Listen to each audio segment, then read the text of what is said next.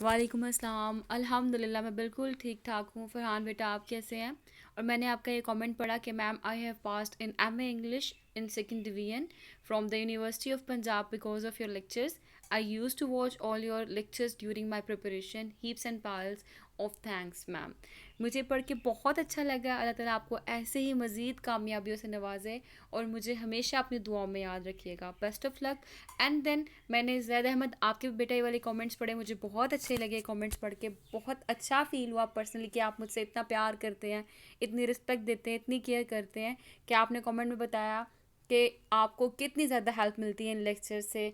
And best of luck बेटा, आपको भी दुआ में हमेशा मुझे ख़ास याद रखना।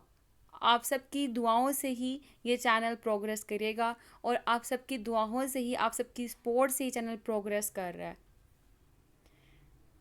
तो थैंक यू बेटा, इतना ज़्यादा रिस्पेक्ट, इतनी ज़्यादा केयर शो करने के लिए। अल्लाह हाफिज़।